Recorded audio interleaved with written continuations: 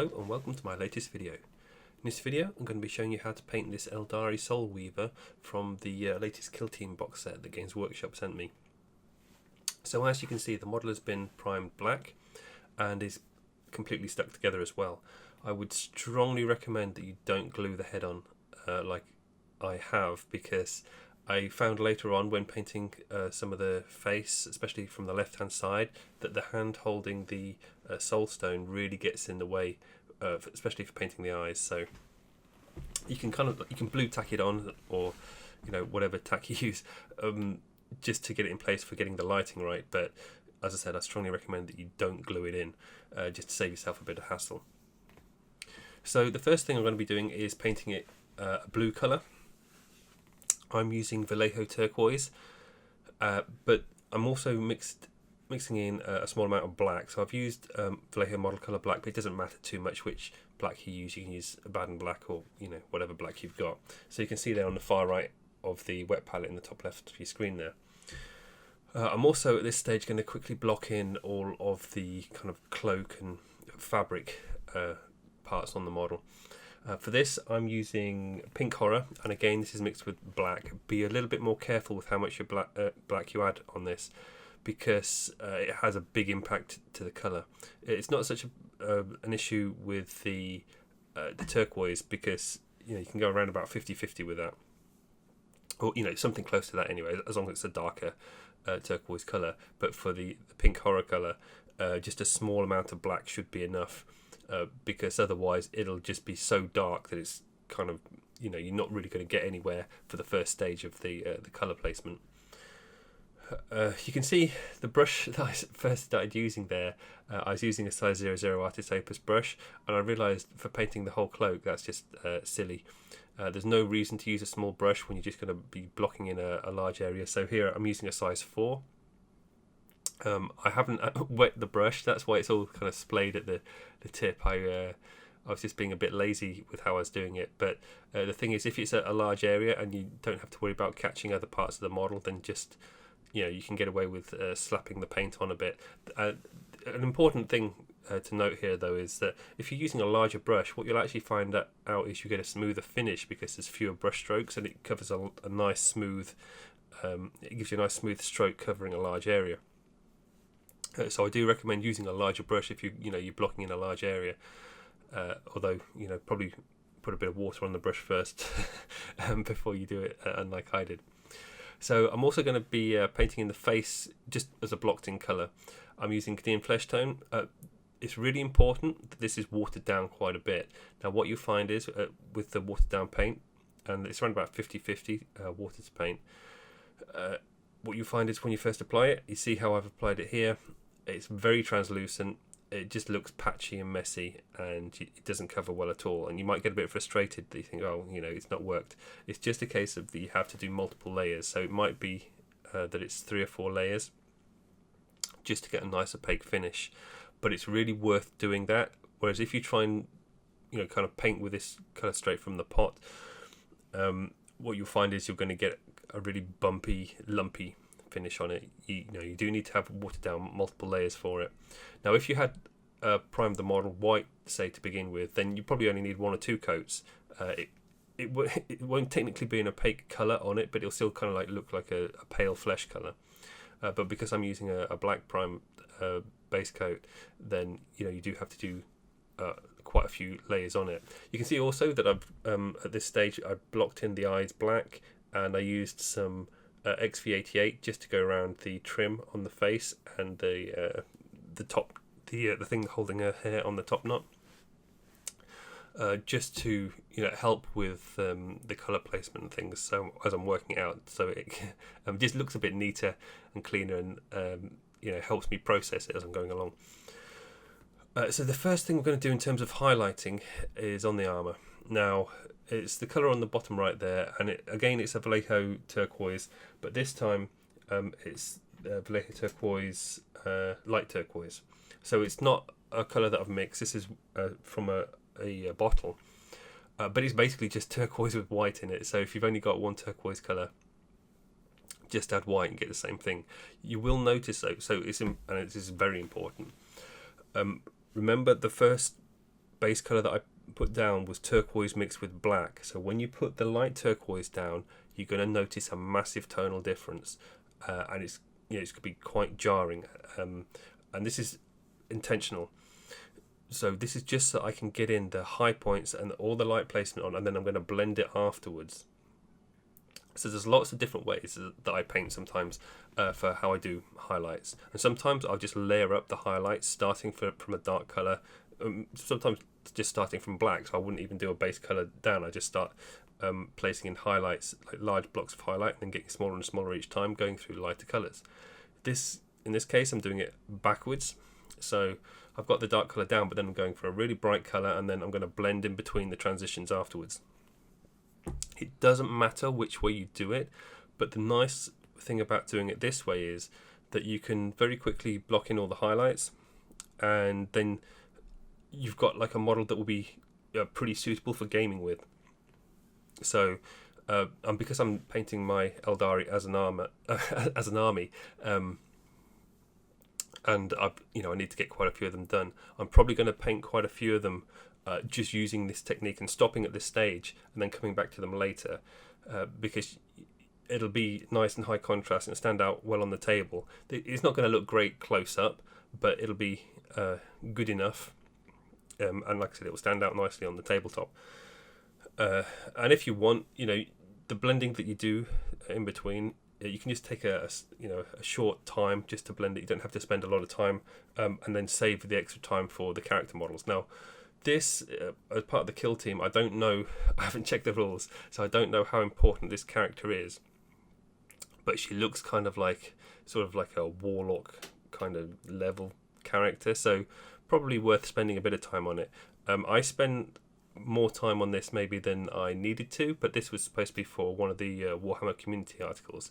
Unfortunately, I had COVID, couldn't finish the model off in time, and indeed I've still got a little bit to finish on the back of it for the armour. You'll see that as it gets rotated in the video, but so I had to do quite a rush job to get it done, but I spent a bit more time blending on the front really than I needed to, because I actually got a bit carried away enjoying painting the model.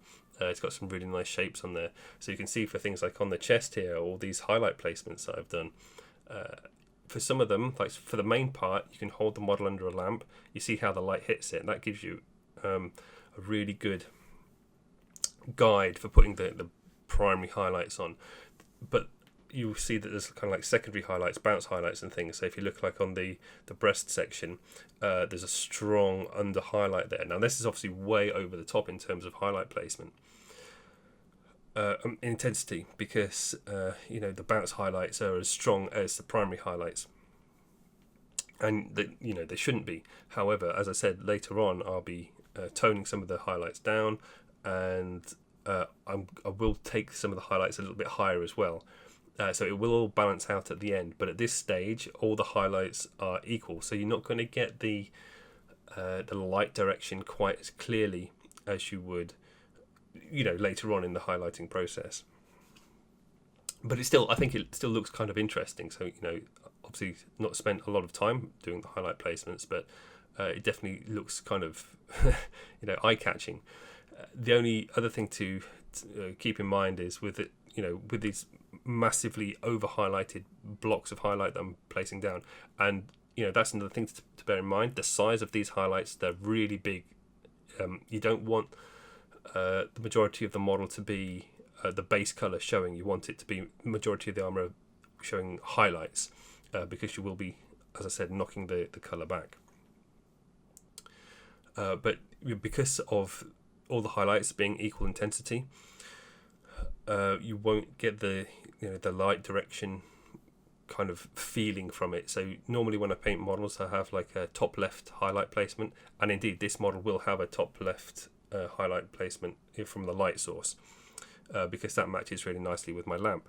It just makes my life a little bit easier when working out some of the highlights, or the kind of like the shape of the highlights, because sometimes when you put the highlights on the model, the shape of the highlight can be quite strongly determined by the shape of the object that it's hitting, that the light's hitting, and sometimes the shapes are a little bit awkward, so not that easy to work out. And just by holding it under the lamp, you can see, it gives you a good guide on the shape of the highlight. Like, it might be too big or too small or too soft or whatever, but the shape is still roughly correct. So it definitely gives you a starting point. So here you can see I've worked on it a little bit further. I've placed these strong highlights all over the model. The thigh armour that you saw that I was doing there, I decided I wasn't happy with this. Now it's going to sort of progress a little bit through the video, and then all of a sudden it'll change. The thing was that there's kind of like a crease down the front of it, which makes it sort of awkward. I didn't really like it. I prefer all the curved armour on the model. So I kind of hide that later on, and you'll see how it sort of all blends together. You may have noticed when I painted on, it's not super neat. Now, some of that is due to the zoom in of the video. So it looks a little bit more messy than it actually is. So the Aeldari as models are actually quite small. They're a lot smaller than Space Marines, and I have to zoom in more just so that you can see what I'm actually doing. Whereas if you see that in reality, the fine detail sort of stuff has to be kind of finer on these. So in a way, it's sort of harder to paint them, but at the same time, it's easier because they're so small that they're a lot quicker. There's a lot less surface area to cover. But as depending on how much effort you want to put into a model, based on whether it's kind of like for army painting or if it's a character model, I tend to find for character models I get a little bit I don't know, maybe my ego comes into it a bit or something. I tend to do them a bit quicker, and then I'm if I'm trying to do them for a video, and then I'm like, it doesn't look good enough, and I spend more time on them than I need to. And that's kind of like what's happened a little bit here. So you can see I'm blending in the highlights on the breast area again. It's the same thing. So it's just the Vallejo light turquoise, and I've just added white to it. There's two stages. So on the top right, there's a big block there that you can see that's had a small amount of white added to it, and then below that, it's just off the bottom of the wet palette. There's more. That's majority white with a small amount of light turquoise added. And so it's pretty simple. It's just layering, really. But you just have to be a bit neater with how you do it with each successive stage. So the first highlights that I blocked in on there, you can see them down there on the legs and things. They're very messy. But then as I progress through the highlights, I kind of neaten it up.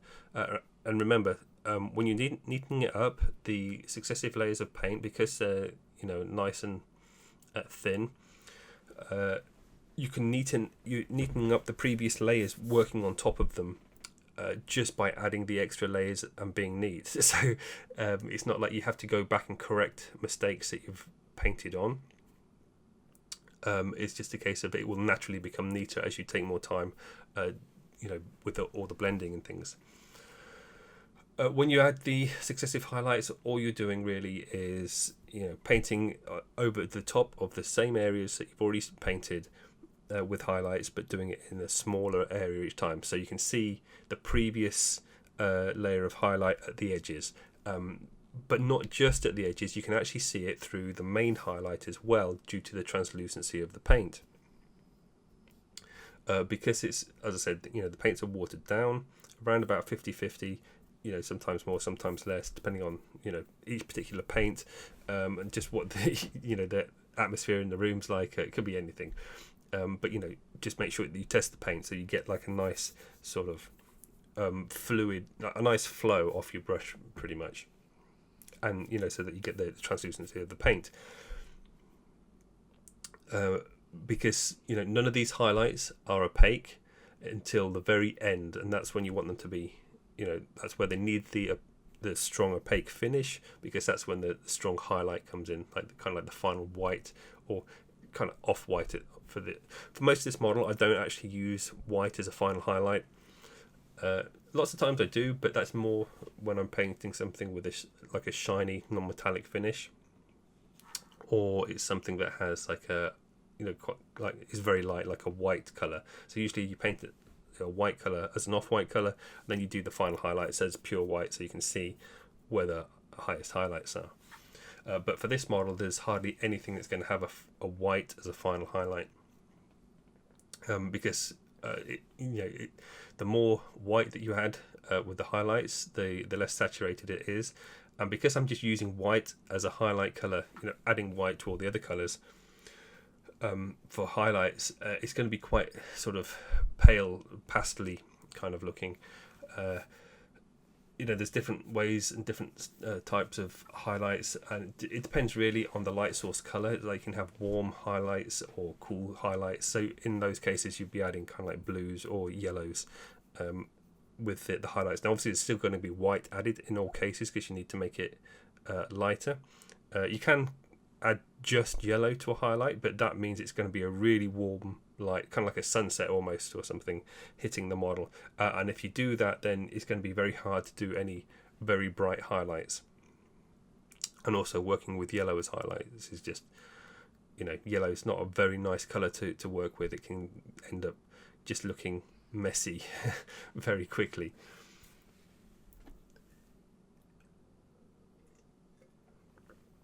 I think it's pretty straightforward about what I've been doing with the highlights. So you can see there I'm working on the leg a little bit. It's still over highlighted, I've found, at this stage. What you can do is glaze it down. So if you see on my wet palette there on the left, I've got the turquoise, the Vallejo turquoise mixed with black on the top left there. And I actually have two stages of it. So I've got one in the top left with just a small amount of black added, and then below that there's more black, probably close to 50-50. Now what that will happen is, and you can see this on the wet palette, it looks almost black there, but when you apply it to the model, it will give more of a blue finish. But just be careful if you do that. I mean, you can also use it as a rubber as well, because that's like the main colour for the base colour of the armour. So, if you get a little bit wrong in the highlight placement or whatever, it's very easy to go back and use that as a rubber. Although it won't have as good coverage as a straight Vallejo model colour black. So what you'll end up doing is have it'll cover it, but it might need two coats to get a perfect cover on it. What you could see that I was doing just there. So on this model, it has slightly more complicated armor. One of the things that actually really annoyed me when I was painting this is it's got kind of filigree on. So if you look like on the shins, on the legs, and on the belly section, and on the shoulder pad, it's got these little kind of Aeldari symbols with raised detail. Now it looks really nice on the model. It looks cool. It adds lots of detail and visual interest, but it's just a pain to paint around those kind of things. It means you are very limited in the angles that you can apply your brush, and you can't do nice long smooth strokes, and you can't do nice shiny reflective armor because it get all these things, they get in the way. And at the same time you've got to paint those things later on, and when I paint them, it was just I just messed up a few times because it's very easy if you have, without getting the right amount of paint on your brush, you can just run into the crease. I talk about it more when I get to it, but I did find it a bit annoying to paint those raised details.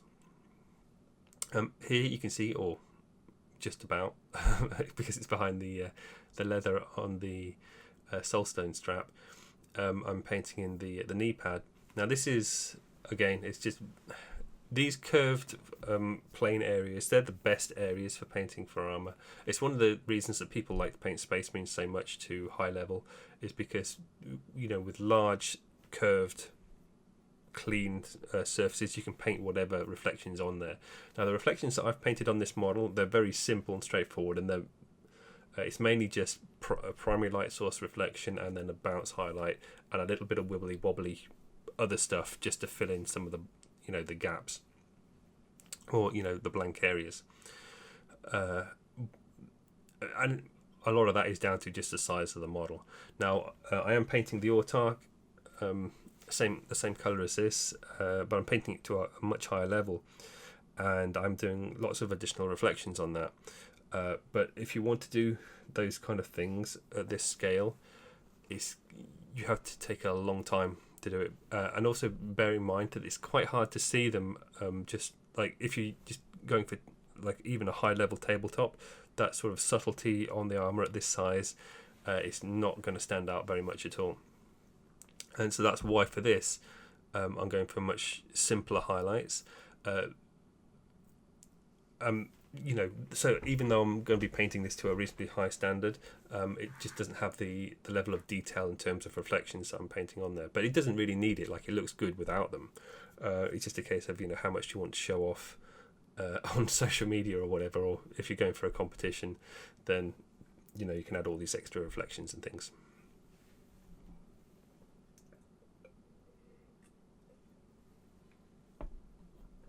Here you can see what I was talking about more with blending in the layers. So you can see I'll go back to in the middle we have the turquoise colours, then to the left of that black added, and then below that more black added. So and the nice thing is with the first stage of just adding a small amount of black in the top left, that has a really nice translucency to it. So that the translucency means that the light can shine through it, which just means that you can see the layers below it really easily. So that's watered down a bit more than the other colours on the wet palette. I think just about see that in terms of the paper on the wet palette showing through. So that's around about 2 parts water to 1 part paint that I've done there. Again, test it yourself just to see what sort of results you get. But what that means is, because of the black pigment as well, it's nicer to do glazing with darker colours, because you get a kind of a smoother result, because darker colours have smaller pigment generally.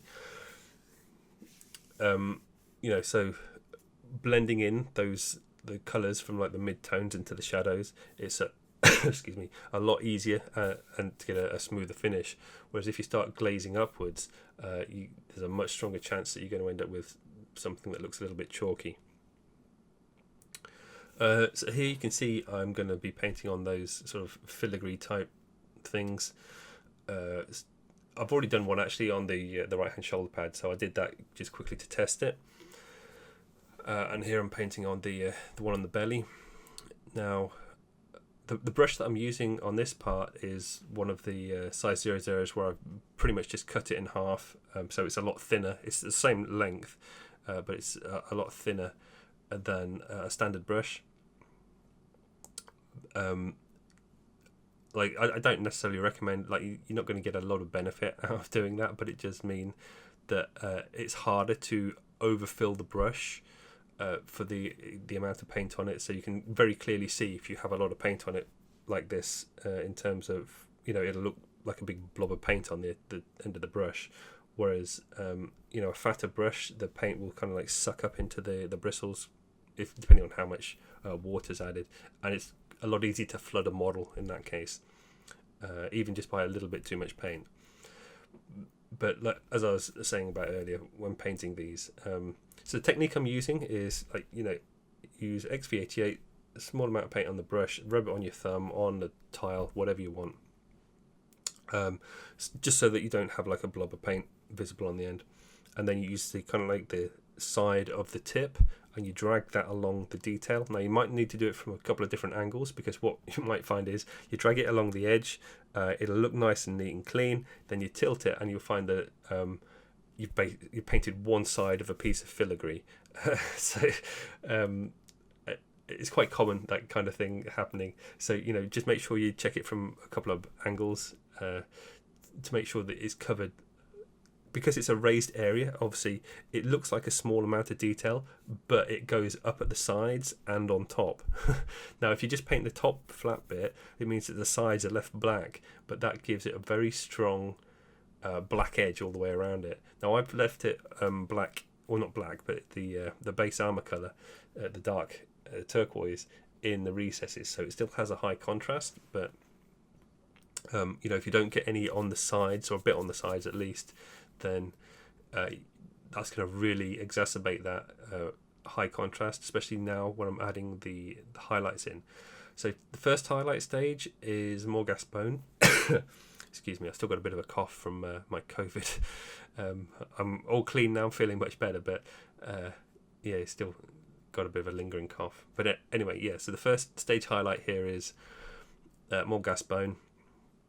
Now the idea is not to cover the whole of the detail, and by the way, this is the same. It's going to be the same set of colours I use for all of the bone, so I'm classing it as wraith bone, I guess, on the model. So there's no actual non-metallic metal in terms of things like gold or steel or anything like that on this. But I still paint the highlights and bounce highlights and things. So sometimes it looks a little bit like a non-metallic finish on it. But hopefully the light volumes don't suggest that too much. Now, if you want, when you're doing this, you can sort of layer the wraithbone colours all the way up to white, even if you want, depending on how kind of clean and smooth you want it. But I kind of prefer the sort of high contrast thing, mainly because it means I don't have to paint quite as much. One of the negatives here as well, you could just see that there. So I was trying to use this side of the brush to catch the detail of the filigree, and then what I'm actually doing is catching the edge of his, or her rather, the sash that goes around her waist. So it is kind of important on, or just models in general, really, to plan your painting so that you can do the harder to reach sections first. Because there's always a chance that you're going to catch, prominent areas with the brush as you progress. Now, this, goes more for people that prefer like using larger brushes. All the time I see people saying, "Oh, you can use like a size 3 brush to paint everything, or a size 4 or whatever." And it's true, you can. But if you're trying to paint the flat edge of something, if I use a size 4 brush to try and do that, I would have just covered that sash in a load of paint, because the bristles are so fat that you can't do the angle quite as well. So it's always worth bearing in mind these things, and it's one of the reasons why I prefer thin brushes, because I can get into the details, so I can just stick the whole model together and still get into the details to paint them, whereas the other option would be to not stick everything together. However, in areas like that on the stomach, where I was painting the detail, it's all moulded on as one part anyway, so you can't leave anything off to reach it. Here's the second stage highlight. As you can see, I just got paint into the recess as well. Got a little bit grumpy there. Quickly stopped the video and fixed it. All I did was I just got some black paint. So it's a little bit watered down black paint actually, so it's the Vallejo model colour black. You can see it there on the wet palette, the second from the right at the top. You just dip that in there, or you can use like the dark mix, the base colour of the turquoise and black as well. It doesn't matter too much, but I like having the black watered down because on the recess area, so it kind of like then you use the capillary action of the water and it fills the recess, so you don't have to paint it as such. You just have to kind of like dab the paint roughly in the right area, and it does the job for you.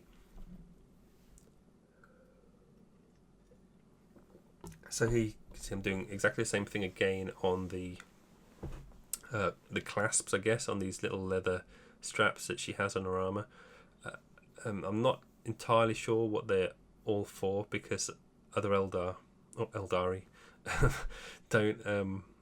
don't have them on, like the standard things like Guardians or Dark Reapers and things. They don't have these straps on, so and they have shoulder pads and whatever else just fine.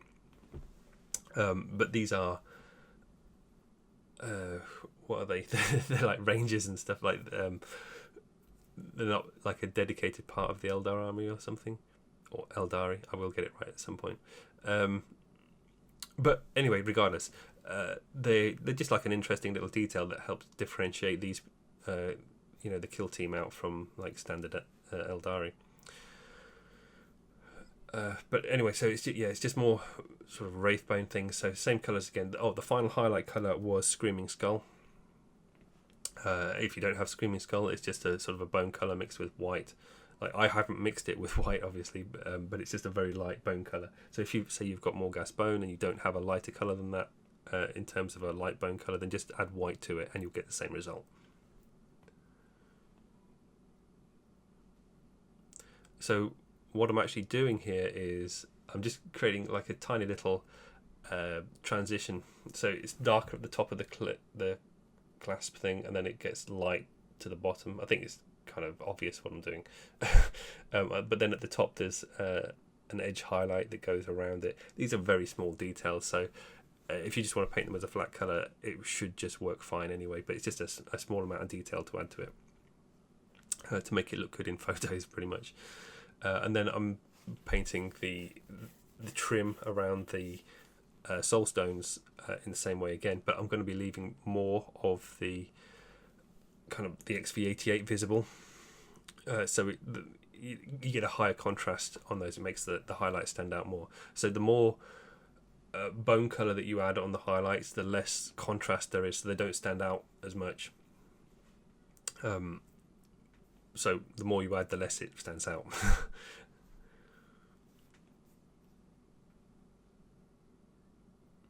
Here you can see I'm going to paint, I think it's a grenade that she's got on a belt.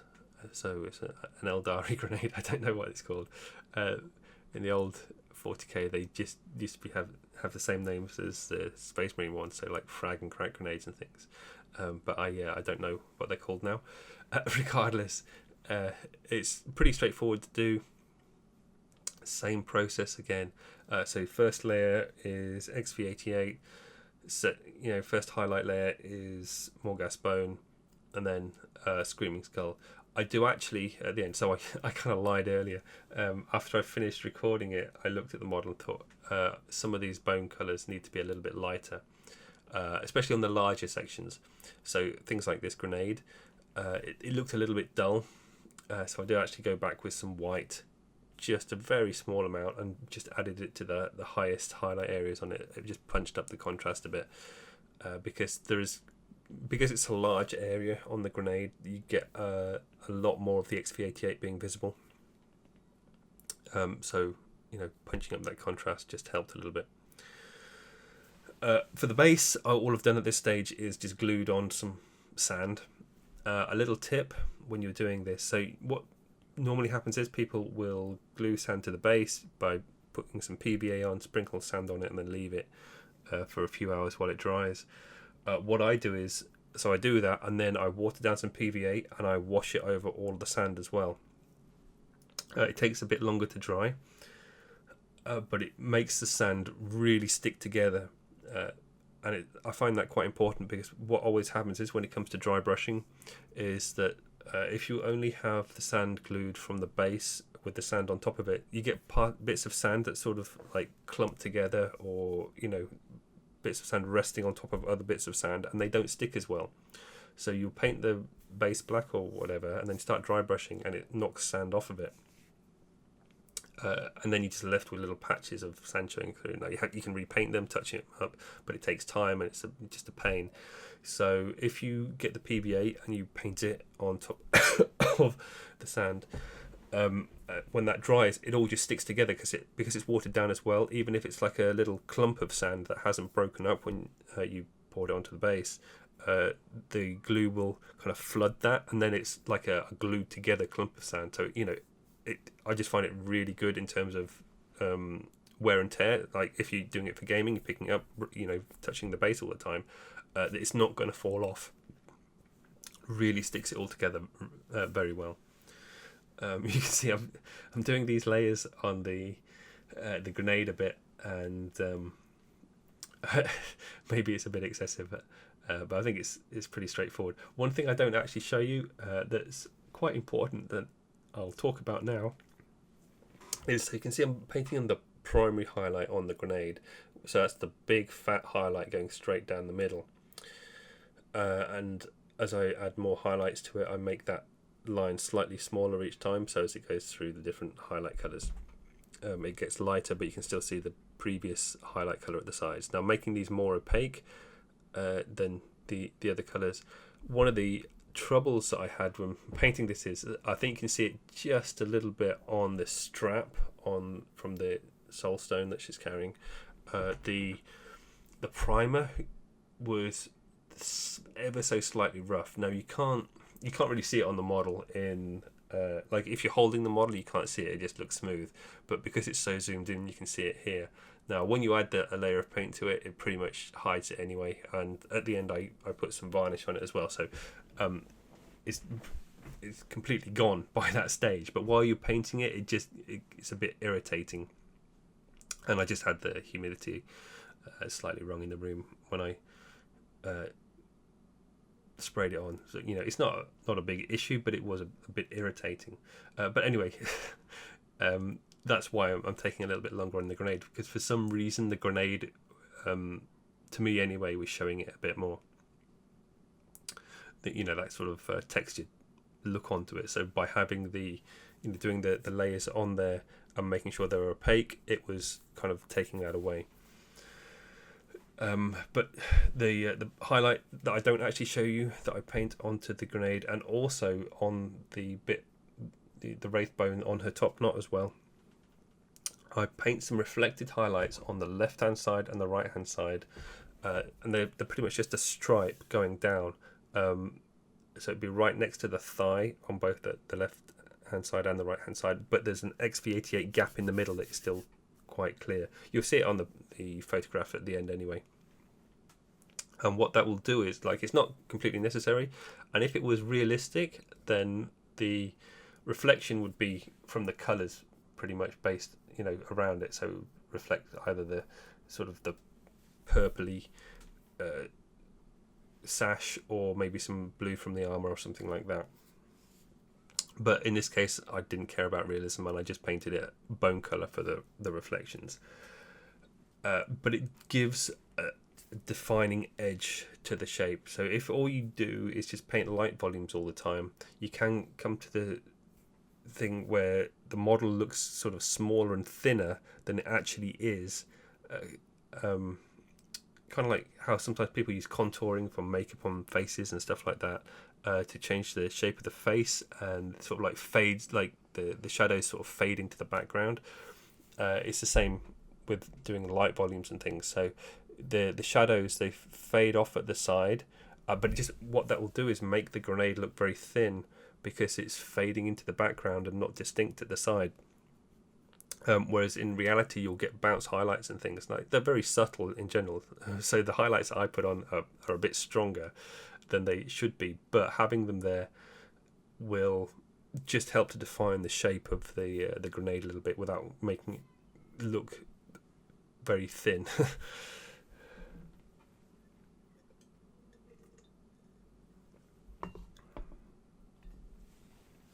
So you can see there I've spent a long time on the grenade, it just looks a bit rubbish anyway, but regardless. Moving on, so now we're going to paint the eyes. Now first thing on the eye is, so obviously I've painted in the eye with a black outline. Now this black outline has to be bigger than the eye, so you're touching sort of almost the bottom of the cheek and the top of the eye socket, to make it as big as possible. So when I'm painting in this eye, and this is a light grey colour, I've mixed this myself, so this is just I mixed it with black and white actually, but it's mainly white, just a small amount of black added.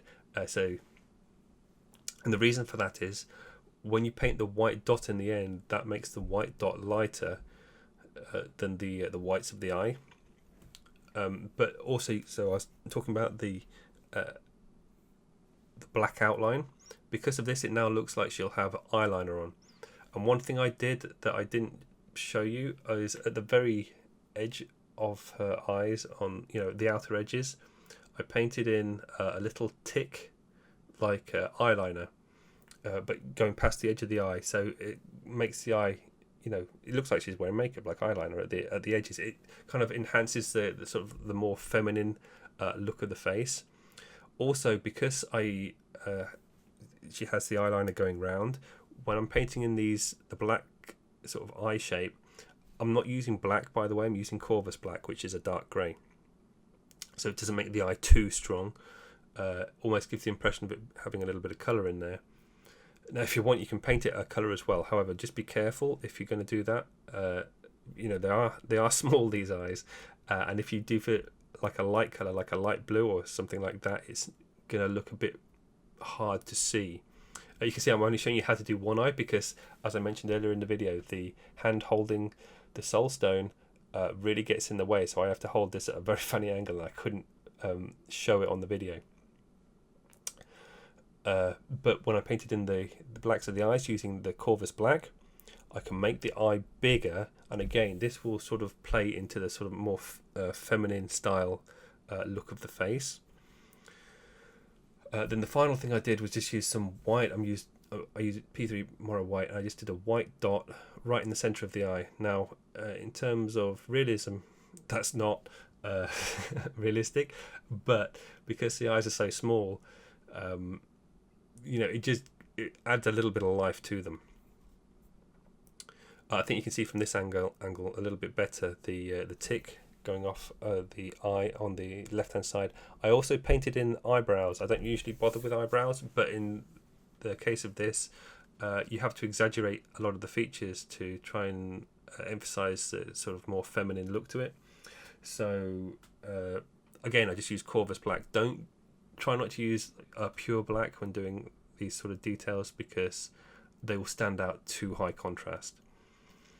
But now we're painting on the highlights on the face. So all I've done for all of those skin colours, so starting with Cadian Fleshtone in the top right, then below that I've added some white, below that added more white.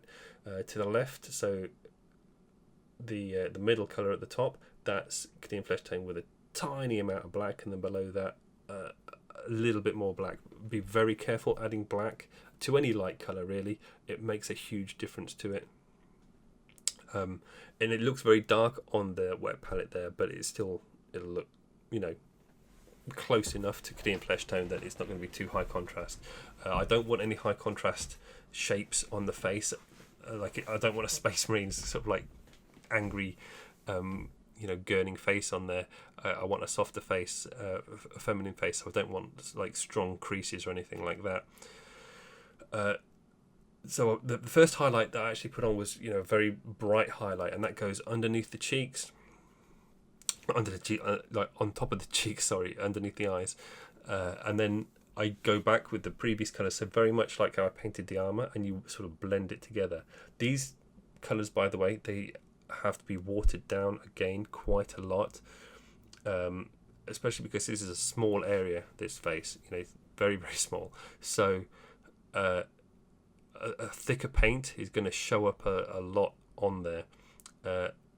It doesn't matter too much if the paint's not making a massive difference because it's watered down. You just have to do more layers, but that will give you a very smooth finish. The smooth complexion again adds more to the sort of the feminine sort of features. It is tricky to paint this face as well. One, because she's got the mask edges going all the way around, so the face is a lot smaller than it normally would be. Like if you're painting a Space Marine head, it's probably like twice the size of this for the area that you get to paint. So like picking out details and things is a lot easier. Whereas in this case, you've got such a small area to work with. Here you can see, so I actually did put a colour excuse me, on the lips. And that was just the same colour that was on the cloak. So it was the pink horror mixed with a little bit of black. And that I just did that on the bottom lip. You can't really see the top lip because she's got almost like a little snarl going on. And then I just used the highlight colour from the cheeks and put just a quick dot on the lips to give sort of a shiny look to them. The teeth, by the way, I didn't pick out any of the individual teeth. It's not worth it, really, for this. Really, the teeth would be so closely packed together and so small that they would just look like a line. So that's what I've painted on, just a line for the top and the bottom. And I used the light grey colour that I mixed, so the same as for the eyes. If you want, you can highlight the teeth a little bit, but just highlight them at the front with a bit of white. Just be careful, and again, don't try doing dots on the teeth. They'll just they'll stand out too much, and what actually happens is it looks like there's massive gaps in between the teeth because you can see them so clearly. I know it gets a bit confusing. So if you see a skull, you do paint it on the teeth because the teeth are clearly sculpted on. They always over-exaggerate the size of the teeth when you have skulls on this scale, because otherwise, again, you wouldn't see them. The detail would be too high. You can see that I was using the darkest colour that I mixed in there, which was the Cadian Fleshtone with a small amount of black mixed in. Just painting kind of like some eyeshadow in there. Be a little bit careful with this. Do test it. To make sure that you're not making it too dark. I mean, it depends. Like if you want it to look kind of more evil, I guess, or if you're painting some like dark Eldar, then that might be more effective. You could also add colours to it as well, like if you wanted a bit of blue or pink or something in there, that would stand out quite nicely. Or maybe like something like yellow as well. You know, you could be a bit different because it's a nice area on this. Like her eyebrow goes up really high, so you've got that big sort of curved area you can really go to town with painting colours in there. But really, at this stage, then it's just a case of carefully blending in all the highlights together. You do need a good tip on your brush for this, even though it's not sharp detail that you're painting in, but because you're using such small amounts of paint, you're sort of like pushing pigment particles around just to get them in the right space. But you can see how it creates the high contrast, that super bright highlight on the just underneath her eyes, and then as it gets softer as it travels down the face. So at the bottom of the face, it's just pure Cadian flesh tone, but it looks darker than that because you've got the super bright highlights right under the eyes. So in terms of colours and things, this is very, very simple painting. And the highlight placement as well, there's nothing too fancy there. You know, normally I would have one side of the face lighter than the other and things, but for this, because it was such a small area and I wanted to keep it nice and sort of fresh looking, I've just highlighted the whole thing. But you know, I think it gets the job done anyway. So now on to the materials. I kind of change the highlights a little bit as we go along. I'll explain what I've done at the end when you see some differences. So I'm mainly going to show you on the sash at the front. First stage highlight on this is straight up pink horror. Obviously it's watered down a bit. The pink horror it's kind of like average as a Games Workshop paint in terms of coverage. So when you water this down around about 50-50, what you find is that it's going to be pretty translucent, so you need multiple layers of it. That will be especially obvious because of the first layer that you put down as the base colour that was pink horror mixed with black. The pink horror on top of it will not have as good coverage. Oddly enough, with the black mixed into it, it has fantastic coverage. As soon as you just go to plain pink horror, it looks very watery in comparison, even though the paint is the same consistency. And I think you can see that a little bit when I take the paint from the wet palette where the brush touches it. However, also bear in mind that as we go up through the highlights, which is again just adding white to it, it will be like the successive highlights will be more opaque due to the white added to the highlights. The highlight placement is pretty straightforward again. Some of it you can hold it under a lamp to see how it affects it. The only thing I'd say is because the details tend to be a bit small now, the lamp will sort of wash it all out and make the whole area look like a big block of highlight. So you sort of have to make it up a bit as you go along, but as long as the highlight placement sort of matches the rest of the highlights on the model, so coming from the top left, you'll be all right.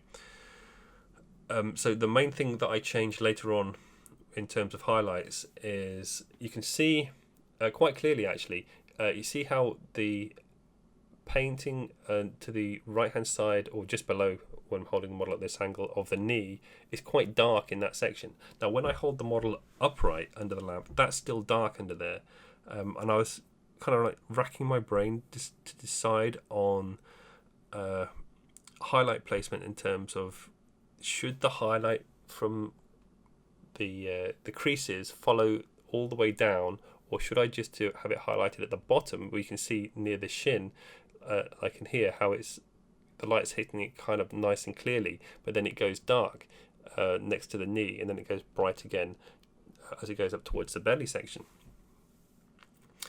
And eventually I do decide that's how I wanted it to look, but at this stage I was just thinking I'm just going to highlight the whole thing all the way up and down. And you can see like I've done the cloak at the same time. I think it'd be fine, to be honest, if I just left it like this and carried on highlighting it up. And this is the next stage highlight, excuse me, where I've just added a small amount of white to it. And you can see here quite clearly how much more opaque the highlights are. You just got to be a little bit more careful with how you apply them, though, because one of the benefits of a more translucent colour is you can be a bit more sloppy with how you apply them, because the mark is not going to be very clean or very clear, so it sort of blends in a bit. Whereas the higher and the opacity of the paint, like the harder the mark, the more obvious it is if you make a mistake. I'm pushing the highlights from the top left to be stronger and brighter than they might naturally be. It'll make the material look a little bit more satiny. There's not a lot of space to work with in terms of getting bounce highlights and things on this, and so I just wanted the highlights to be nice and strong and bright. So I'm even adding like a little extra crease in there just to increase the detail on it as well.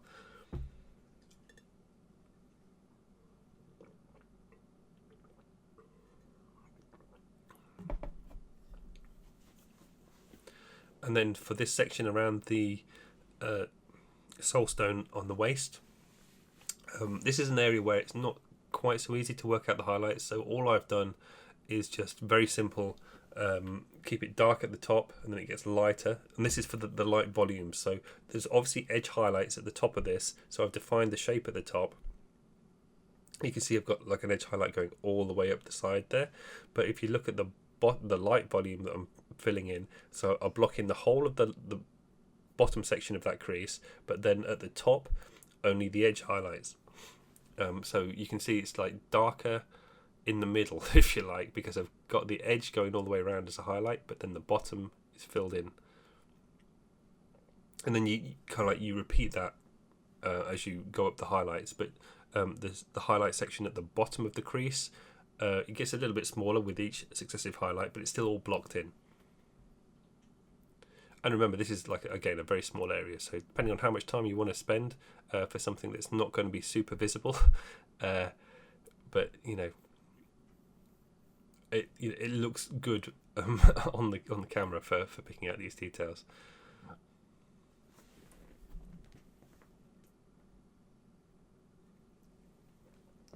This little crease here on the right hand side, this is quite an important one because it allows you, or it allows me in this case, to push the bright highlight with the light coming from the top left, because it's angled so that the light from the top left catches it. Now you want to pick out the trim, like the sort of the edge highlight of the cloak all the way up to the top, so it connects all the way up to the top. And I'm doing the same in the middle. Now, you'll see at the end where I've got the darker section right on the sort of the flat section right next to the knee here.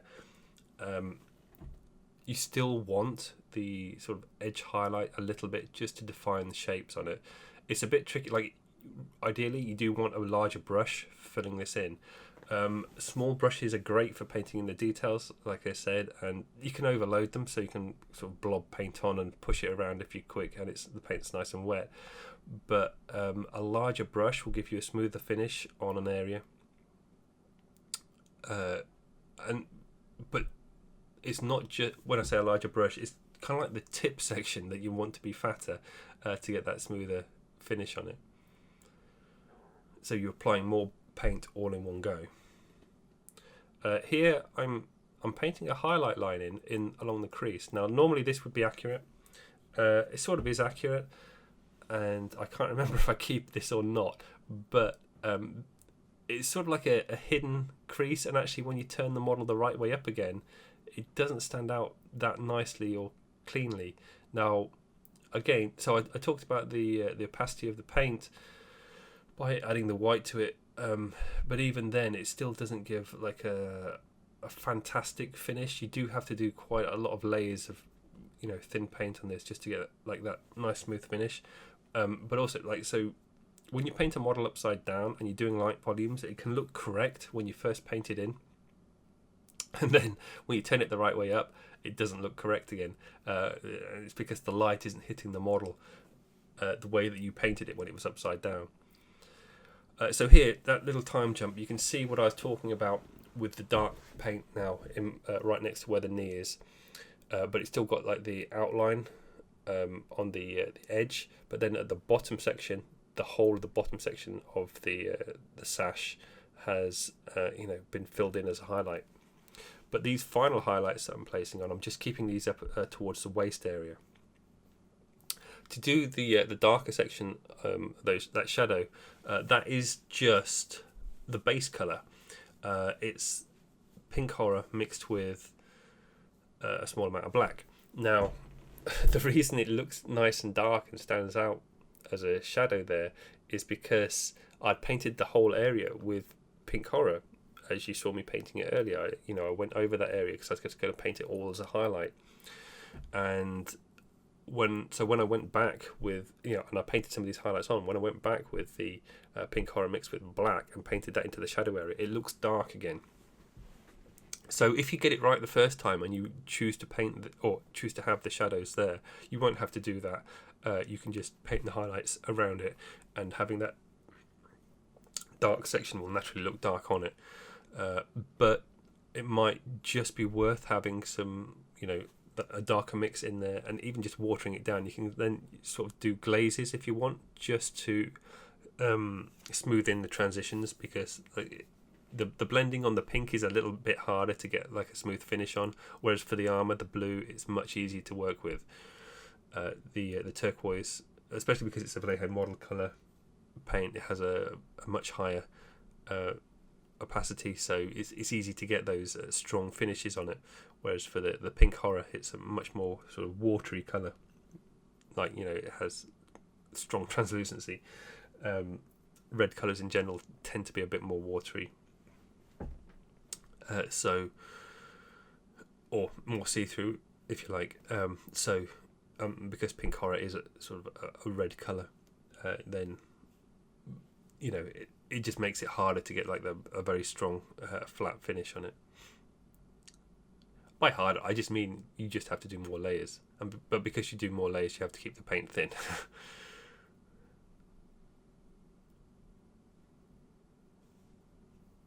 You can see how I've pushed up the contrast quite strong there.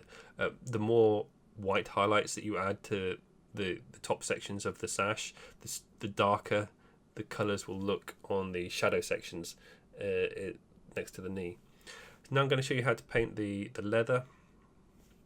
I paint all the leather the same way. So on the straps, on her chest, the little pouches around her waist, the strap necklacey bits on all these soul stones, all painted the same way, mainly because I was being lazy and wanted to get it done quickly. There's no reason why you couldn't paint them all different colours for how to paint leather. For this I'm using Dryad bark. Quite often I'd start with I was going to say scorched brown, but I don't think they use that colour anymore. I can't remember what it is. There's a different brown that I use anyway. But I thought it'd be quite interesting to use Dryad bark, just because it's a bit more desaturated. It's still sort of a browny colour. What I've done is I've mixed in, so Dryad bark is at the bottom on the left hand side there, and then I've added a bit of Cadian Fleshtone to highlight it up. I like using Fleshtones on skin because leather is skin. It seems a bit weird. No reason to do it. You can add white to it if you want. The only thing is you will obviously desaturate it more by adding white, so this keeps a bit more of a colour in there. It's pretty straightforward, just again more sort of layering. If you want, you can add a bit of weathering to the leather. I'm not sure how much weathering Aeldari would have on their items. They seem more like a sort of race that would like to keep things perfect in pristine condition. But just a bit of detail might be interesting. What I'm doing is blocking in the highlight placement, again holding under the lamp, see how the light hits it, and then sort of trying to match it to the rest of the model as well. So you can see on the pouch here there's like a flat section that's quite upwards facing. That's all blocked in with the first stage highlights, and then the rest of the pouch gets darker as it goes around the side and underneath and things, so you can just pick out sort of the rounded edges a bit. Again, it's pretty straightforward. This has quite good coverage as well. Dryad bark, covers really nicely, and just adding a bit of Cadian Fleshtone to it it doesn't make that much difference in terms of the opacity. So it's very quick and easy to highlight these up.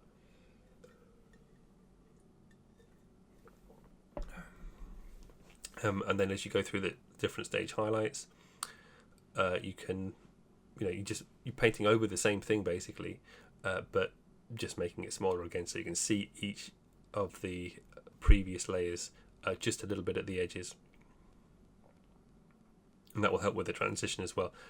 Like as an example, like if you just painted it Dryad bark and then went straight to Cadian Fleshtone over the top as a highlight, it's going to stand out super high contrast and would look messy. But because you're going gradually through the stages, obviously you and showing a little bit of each paint stage as you go through, then the translucency works a different, it's kind of like a little step each time that you can see, but because it's so small it looks like it's blended together. Here I'm just kind of painting in a couple of little scratches. They don't stand out massively. I'm not sure if they're worth it or not. You've got to be a bit careful when you're doing these kind of things as well, because they can over highlight the area. Sometimes they're really good because it can be a large area. Like if it's a large sort of plain area, adding scratches to it is great because it sort of fills it in without having to paint the whole area. But if it's a small detail and you want to add weathering, what actually happens is you over detail it and it loses the shape of the object, and makes it a lot lighter as well, because you're adding highlight scratches onto an area that's already very small, so there's not enough dark left to get that high contrast look. So it's a bit of a balance to get these things right. Like a large area, it's very easy to put scratches on, but not for a small area. Just very small ones, just here and there. If you want for a final stage highlight, and I do actually do this, I don't show it on the video, but on the other pouch, because that pouch is a lot bigger, and also on the big leather strap that goes around the soulstone that she's holding, I go up to Morghast bone as a final highlight. Now I only use a very small amount of it, but just to get that final highlight, and you'll see again on the photo at the end what I'm talking about. It just pushes the shape and definition a little bit more.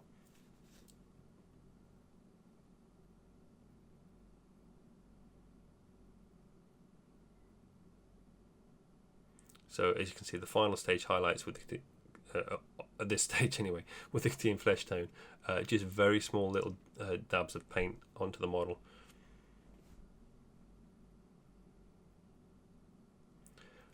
So here you can see I've painted in all the other leather straps, just painted in exactly the same way. So it's after this that I go back with and add in a little bit of more gas bone. Here we're going to be painting the hair. Now I'm going to mix the hair slightly differently to how I normally do it.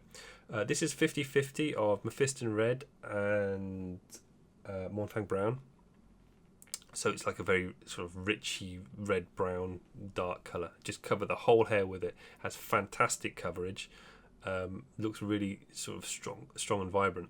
And then all I've done is added a small amount of white to it, and that's going to be what I do throughout the highlights. I'm just going to add a little bit more for each successive highlight. From this angle, you can see the other bits on the model that I haven't finished off painting yet. As I said, this is for my army, so I have to finish this model, and it's definitely worth finishing. But you can just see where I've just blocked in the colours on the back. I was really trying to rush to get this done for the release of, or the pre-order release anyway, for the box. So I well missed the deadline for the Warhammer community article, but I thought if I could just get it out for the box pre-order launch day, then at least I've achieved something. For the highlight placement on this is actually the most important part on getting the hair right. The first highlight, it's very much like painting the armour. And again, you hold the model under a lamp or whatever, it gives you a rough indication of where to place the highlights. And then you have to tweak it as you go along to make it look more interesting. But you can see that I've got my highlights favoured more towards the left hand side, but that's not to say that I leave the right hand side completely unhighlighted. You do want to pick out some of the details, but get more of the sort of the size of the highlights on the left hand side there. Now, one really important thing, and I can't stress this enough because it kind of bugs me when I see people paint hair. Don't just pick out the raised sections of the hair. Paint in the whole block. Not just one strand. So if you can see on the top of her head there, like I haven't quite covered the whole area yet, but you can see how it's like a one big block of highlight on there with a couple of dark sections in. And again, at the sides here, it's not just painting in the raised strands, paint in the whole block, because if you just paint the raised bits of hair and you leave the dark sections in, it looks like her hair's made of spaghetti. Like really thick lines of hair. It kind of annoys me that when sculptors sculpt hair and they sculpt in individual lines of hair, you don't see individual strands of hair on people's heads because they're so thin. Especially at this scale, you're not going to see an individual strand of hair. It'd be incredibly tiny, so it should, you get clumps of hair together, so you get waves and different parts of it sectioned out, but it's just like a big shiny mass of material that sort of with bits that separate out depending on how the wind catches it, or whatever, and then you paint in large blocks of shine. Whereas if you just paint in the raised areas, like I said, you get dark sections in between. It looks way too high contrast, and it just looks sort of weird to me because hair doesn't have that, unless you've got something like dreadlocks, in which case it would it's good, because then having those big blocks of hair would look correct because they are like large sort of like cylinders, I guess. But if you just have lots, a big load of hair together like in this ponytail, then there's no reason why you would pick out just individual strands of hair. So you can see here, as I'm painting the highlight on, I'm just painting in a whole block, and it gets smaller each time. Now for the lines that I'm painting, each brush stroke, they do follow the direction of the hair. So in a sense, the brush the brush marks help to indicate the separation of hairs. It looks like there's lots of things there, but just don't pick out each individual hair, because I don't know, it just looks so wrong to me when I see it anyway.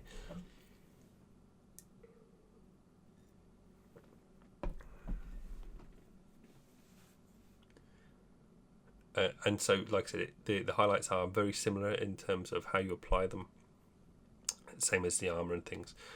You're just going over what you paint each time, and you just make it smaller as you go along. I've had to hold the model at a slightly dodgy angle while I'm painting this, just so you can see what I'm doing. So afterwards I do go and neaten it all up a little bit. But hopefully it gives you a good indication of how to paint it, and the highlight placement. One thing, it is very easy when you do these big blocks of highlight to over highlight them and you lose all your colour. Whereas if it's a shiny surface, then you don't really have that much of a transition. You have a big you have your light volume highlight, your block of highlight, and then the colour of the hair is in the sort of the darker areas. But if you add if your light volumes are too big, you take away pretty much all the colour of the hair, and it just looks like strong highlights. Here I think it looks quite shiny. You can still see the colour obviously going into the darker areas, but if you feel like you've done too much, just go back with the original colour and sort of glaze it in from like the edges of the hair highlights into the shadows, and it'll add a lot more colour back into it. So what I'm going to do here finally is just show you how to paint the gems, the soul stones. These are very simple. I think probably there's like a million tutorials on how to paint these things now. I think Warhammer TV have even done it. It was always interesting, I think, with the amount of tutorials for this there are, because I learned how to do these from White Dwarfs like 25 years ago or something. The process hasn't changed that much. I've I tweak mine a little bit. I sometimes do extra details. Like if you go and check out the Autarch that I'm painting, I put like a horizon line going through it and stuff like that. But for something like this, it's not really worth it. And to be honest, it doesn't look any better. It's just different. But in this case, and this is how Games Workshop painted it originally when they do, or used to do gems at least. They would do it dark at the top, colour down at the bottom, and then a white dot in the dark area. How I'm doing it is, and in this case I'm using Warpstone Glow. It doesn't really matter, just pick whatever colour you like. So I'm not painting all of these soul stones in the same colour. Some are going to be blue, some green, some red. Pick whatever colour you like. The process is exactly the same. But what you see is, or you should have noticed hopefully, is I painted a colour spot in the top left. So obviously you're starting from a black base. I painted a strong colour, like as big as I can get away with, while leaving a dark section in the middle of the stone. And you can see I've gone over it again there. So I'm adding colour in the top left, and the top left matches the light direction from the same as all the other highlights on the armour and things. So it would be like a spot highlight. That's the primary highlight on the top left. Then the colour that you see going through to the bottom right would be the colour from reflected inside the stone. So the highlight at the bottom shouldn't really be as bright as the spot colour, and that's why it's always like a white dot that ends up on the top left. Some people put like the dots in the top right. I'm not really sure. It depends if they're painted light directions or not, I guess. If you haven't painted light directions on the model, you can put the spot wherever you want it. But the colours that I've put there in the top left, that's showing the colour of the gem as well. I always think it looks a little bit weird when there's no colour with the spot on the top left hand side, because it's not reflecting any of the colour of the stone around it. Like if the light hits it, it's still going to be some colour there. But apart from that, it's just pretty straightforward. Dark in the top left, down to colour in the bottom right, and then add a dot on the top left. Now, just one thing to be a little bit careful of as you're painting in these highlights. Obviously, I've just got the Warpstone Glow or whatever it is, and added white to it each time. Again, you could add yellow to this if you wanted. That would make it kind of like a nice warm colour to it, and it would make it stand out as a different spot colour to the rest of the model, because obviously I've just added white pretty much to all the highlights on this, so some might argue it's a bit boring, but whatever, who cares. So just to go back to the colour on the gem, so you're adding highlights to it to get these reflections on, but you're desaturating the colour, so by adding white there's less colour. That makes sense. So if you go too heavy with the highlights, it's going to look very pale. So all you have to do then is just go back with the previous colours, like the Warpstone Glow, and just sort of blend that in at the edges. You can do it as a heavy glaze as well, so water it down a little bit. That'll add the colour right at the edge of the highlights, and it really makes a huge difference. Same as what I was talking about with the hair, adding that little bit of colour at the edges just makes it, indicates that's what colour the item is, rather than it just being really heavily desaturated from all the white. So I do add a little bit of white at the bottom right as well. Be very careful with how you do that though. You don't want too much. The white dot on the top left is much stronger and bigger, so that indicates, as I said, the primary light source. So, and then here's a shot of the finished model, although I still got to do a little bit on the back. But there's the finished model along with the base painted. Now, all I did for the base, I just flooded it with a wash. In this case, it was Null and Oil. When that was dry, I dry brushed it with Morghast Bone and Screaming Skull. So I didn't even paint it with the base colour, but it was so strong because of the glue on there that it held nicely. That I've stuck some flowers on it. I thought that fitted the look of the colours quite nicely. Then the whole model looks a little bit lighter because of the bright white background as well. But anyway, so that's the end of the video. Hope you enjoyed it. Thank you very much for watching. There's going to be plenty more Aeldari to come, along with some secret projects as well. So there's plenty to look forward to.